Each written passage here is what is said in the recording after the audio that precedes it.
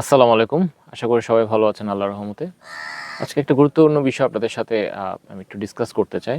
সেটা হচ্ছে আল্লাহর নৈকট্য লাভ। আমরা যারা প্র্যাকটিসিং মুসলমান আছি বা আমরা যারা চেষ্টা করি যে আল্লাহর মুসলিম বা ইসলাম যে ধর্মটা আমরা প্রপার ওয়েতে ফলো করার জন্য। সো আমাদের সবারই একটা আকাঙ্ক্ষা থাকে যে আল্লাহর নৈকট্য লাভ। কারণ ওটাতেই আসলে আমাদের পরিপূর্ণ সন্তুষ্টি বা শান্তি। তো আল্লাহর নৈকট্য লাভের যে বিষয়টা আমরা সবাই ব্যাপারটা খুব সহজভাবে মনে করি যে মানে ব্যাপারটা আসলে খুব একটা ইজি ব্যাপার। বাট অ্যাকচুয়ালি ব্যাপারটা একটা খুব ইজি ব্যাপার না। আমরা যেটাকে সবাই ভুল করি। এটা আসলে একটা প্রসেস এবং এই প্রসেসটা কিন্তু আমাদের পুরো জীবনের পুরো সময়টা ধরে আমরা যখন আল্লাহর নৈকট্য লাভ করতে চাই বা ইচ্ছা করি, ইচ্ছা পোষণ করি, তখন আমরা কি করি? আমরা দেখা যায় কিছু আমল করি। তো ধরা যাক একজন মানুষ চিন্তা করছে সে আল্লাহর নৈকট্য লাভ করবে। এই জন্য সে কিছু আমল চিন্তা করলো যে আগামীকাল সে তাহাজ্জুদ উঠবে। সো সে উঠলো, তাহাজ্জুদে উঠলো, ওঠার পরে সে তাহাজ্জুদ পড়লো, ফজরের সালাত আদায় করলো, তারপর কুরআন তেলাওয়াত করলো এবং ইশার রাকাত সালাতও আদায় করলো। সো দেখা যাচ্ছে এই কাজগুলো করার মাধ্যমে সে কেমন যেন একটা শান্তি তার ভেতরে তৈরি হলো। সে খুব ফিল করতে পারছিল যে না, আল্লাহর সাথে তার একটা কানেকশন তৈরি হয়েছে। সো এই করে সে কিছুক্ষণ ঘুমানোর পরে সে কাজে গেল। তো কাজ করা অবস্থায় যে দুপুরের সময় হলো, লাঞ্চ করলো। লাঞ্চ করার পরে তার হঠাৎ মনে হলো যে না, এখন একটু একটু চিল করা যায় বা একটু রিল্যাক্স করা যায়। সো একটু রিল্যাক্স করি আর একটু গান শুনি।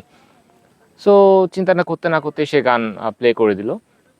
গান শুনলো। গান শুনতে শুনতে তার হঠাৎ চোখে ঘুম চলে আসলো।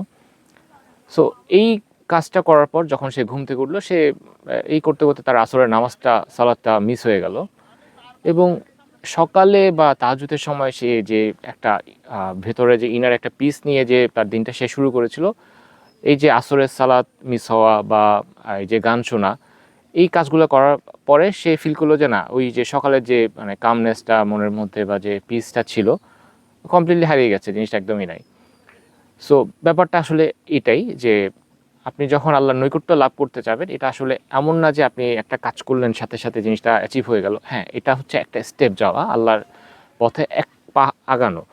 সো এটা আসলে একটা প্রসেস। এই প্রসেসটা কিন্তু পুরো জীবনটা ধরে। সো আমরা যখন আল্লাহর নৈকট্য লাভের চেষ্টা করব, আকাঙ্ক্ষা করব, আমাদেরকে কিন্তু এই যে কন্টিনিউয়াস যে প্রসেসটার মধ্যে আমাদের থাকতে হবে। আদারওয়াইজ এই যে মানে এই কাজটা করার পরে কিন্তু সে হারিয়ে গেল। সো আমাদেরকে ২ টা জিনিস অবশ্যই ফলো করতে হবে। প্রথমত হচ্ছে আমাদের আমলটা, এটাকে কন্টিনিউটি যে ব্যাপারটা, এটা অবশ্যই মেনটেন করতে হবে। দ্বিতীয়ত আমাদেরকে গুনাহ থেকে বেঁচে থাকতে হবে। কেননা গুনাহ আল্লাহর সাথে দূরত্ব তৈরি করে দেয় এবং আমরা যদি আমল করি, আমলটা কিন্তু নৈকট্যটা সৃষ্টি করে।